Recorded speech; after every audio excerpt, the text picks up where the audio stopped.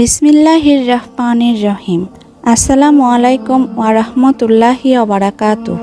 এই ভিডিওটিতে জেনে নিন 10টি জিনিস, 10টি এমন কাজ যার কারণে বাসায় বেবরকতি আসে, দারিদ্রতা আসে, দুশ্চিন্তা আসে, দুঃখ আসে। এই সকল জিনিসগুলো আমি আমার তরফ থেকে বলছি না, বরং এই সকল জিনিস থেকে বেঁচে থাকার তালিম আল্লাহ দিয়ে থাকেন।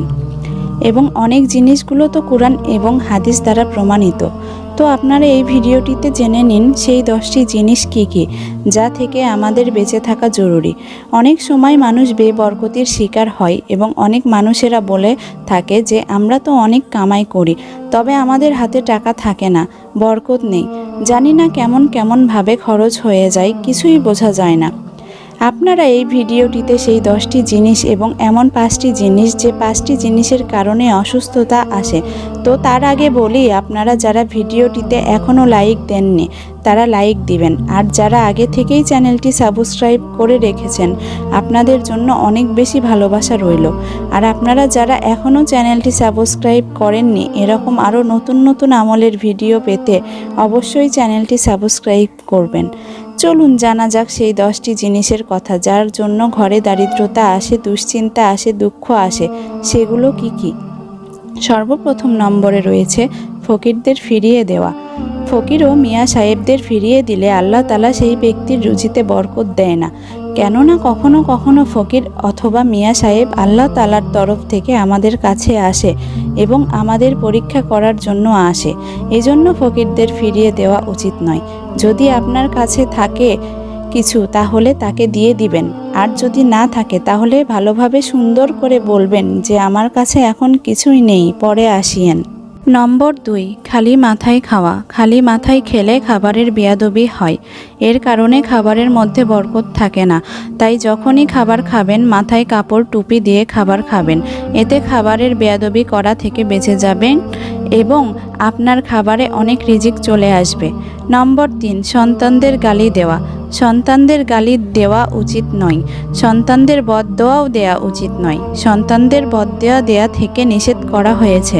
কে জানে যদি সেই সময় কবুলের সময় হয়ে থাকে এবং আপনার বদদোয়া কবুল হয়ে যায়, তখন তো আপনাদের সন্তানেরই ক্ষতি হবে। এই জন্যই সন্তানদের কখনো গালি অথবা বদদোয়া দেওয়া যাবে না। নাম্বার 4, মিথ্যা কথা বলা। মিথ্যা কথা বলা একটি বড় গুনাহ। এই গুনাহের ফলে আমাদের রিজিকের রাস্তা বন্ধ করে দেওয়া হয়। তাই মিথ্যা কথা বলা থেকে বিরত থাকুন। নম্বর 5, নামাজ কাজা করা। নামাজ কাজা করলে তো মানুষের জীবনের বরকত খতম হয়ে যায়। যখন বরকত শেষ হয়ে যায়, তখন সেই ব্যক্তির জীবনের কামাইয়েও বরকত থাকে না, রুজিতেও বরকত থাকে না। এজন্য চেষ্টা করবেন 5 ওয়াক্ত নামাজ আদায় করার। নম্বর 6, মেহমান আসলে মন খারাপ করা। মেহমান আসলে মন খারাপ করা যাবে না, কেননা তারা তাদের রিজিক নিজেরাই নিয়ে আসে।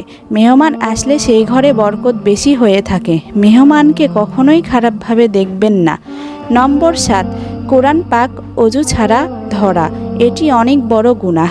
গুনাহ থেকে রিজিক কম করে দেওয়া হয়।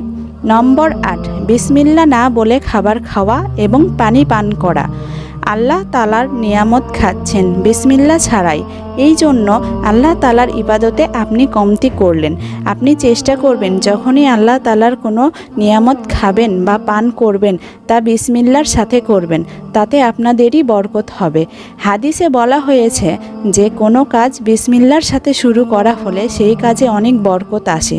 এখন খাবারে বিসমিল্লাহ বলে খেলে সেই খাবারে বেশি রিজিক এবং বরকত হবে। নম্বর 9, খাবার পরে থালা বাসন পরিষ্কার না করা। খাবার পর থালা বাসন পরিষ্কার করা জরুরি।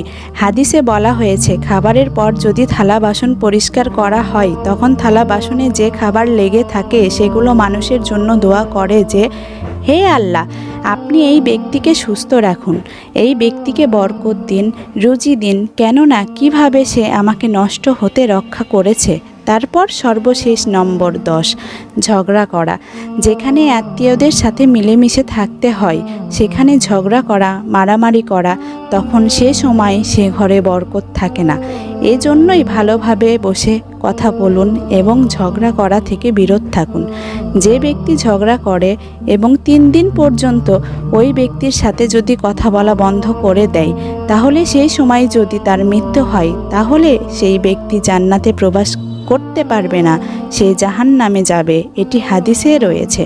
এই জন্যই কথা বলে সুন্দর ভাষায় সব কিছু সামলে নেবেন, ঝগড়া করবেন না। তো বন্ধুরা, এখন আমরা জেনে নিব সেই 5টি জিনিস যার কারণে অসুস্থতা এসে থাকে। সেই সকল জিনিস থেকে বেঁচে থাকা জরুরি। নম্বর 1, সবচেয়ে প্রথমে দাঁড়িয়ে পানি পান করা। দাঁড়িয়ে পানি পান করলে হার্টের সমস্যা হয় এবং পানি ভালোভাবে হজম হয় না, তাই মানুষ অসুস্থ হয়ে পড়ে। এজন্য সুন্নত মোতাবেক বসে পানি পান করুন, 3 নিঃশ্বাসে পানি পান করুন। এটি আপনার জন্য এবং আপনার শরীরের জন্য অনেক উপকারী।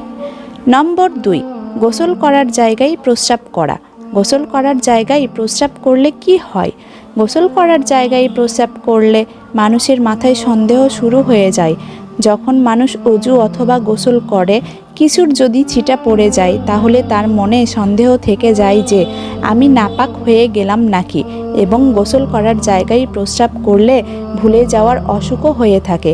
এই জন্য গোসল করার জায়গায় প্রস্রাব করা থেকে বিরত থাকুন। নম্বর 3, বাথরুমে কথা বলা। বাথরুমে এমনিতে শয়তান অথবা জিনের স্থান হয়ে থাকে। সেখানে যখন মানুষ কথা বলবে তখন শয়তান অথবা জিন তার কথাই হামলা করে, তখন মানুষ অনেক আসরে ভুগে থাকেন। এই জন্য টয়লেট অথবা বাথরুমে কথা বলা থেকে বিরত থাকতে হবে। নম্বর 4, মাগরিবের সময় ঘুমানো। মাগরিবের সময় ঘুমালে মানুষের মাথায় আছর পড়ে এবং হাদিসেও রয়েছে মাগরিব এবং এশার সময় ঘুমানো থেকে বিরত থাকুন। অর্থাৎ যতক্ষণ না আপনি এশার নামাজ পড়বেন ততক্ষণ ঘুমাবেন না। হাদিসে নিষেধ করা হয়েছে যে এশার আগে যেন কেউ না ঘুমায়। তো আপনারা চেষ্টা করবেন যে এশার নামাজ পড়েই ঘুমাবেন, মাগরিবের সময় ঘুমাবেন না। তবে হ্যাঁ, যদি অসুস্থতার কারণে এমনটি হয়ে থাকে তাহলে সেটি ভিন্ন বিষয়, তবে অভ্যাস বানিয়ে নেওয়া এটি একদমই ঠিক নয়। নম্বর 5, হাত না ধুয়ে খাওয়া। হাত না ধুয়ে খাবার খাওয়া মানুষ অনেক অসুস্থতায় ভুগে থাকেন। জানি না কোথায় কোথায় আমরা হাতের ব্যবহার করেছি, কি ময়লা লেগেছে। তার মধ্যে এমনই হাত না ধুয়ে যদি খাই তখন সেই ময়লা আমাদের ভেতরে গিয়ে নানান ধরনের অসুখের জন্ম দেয়। এই জন্যই হাত না ধুয়ে খাবার খাওয়া নিষেধ করা হয়েছে। আপনি হাত ধুবেন, তারপর খাবেন, পান করবেন, এতে অবশ্যই আপনারই উপকার হবে। তো বন্ধুরা, এই ছিল 5টি জিনিস যার কারণে অসুস্থতা লেগে থাকে। চেষ্টা করবেন এই জিনিসগুলো মনে রাখার এবং খারাপ কাজ করা থেকে বিরত থাকার। ভিডিওটি ভালো লাগলে অন্যদের সাথে শেয়ার করবেন, চ্যানেলটি সাবস্ক্রাইব করবেন এবং ভিডিওটিতে একটি লাইক দিয়ে দিবেন। আজকের ভিডিওটি এই পর্যন্তই। দেখা হবে পরবর্তী ভিডিওতে। আল্লাহ হাফেজ। আসসালামু আলাইকুম ওয়া রাহমাতুল্লাহি ওয়া বারাকাতুহু।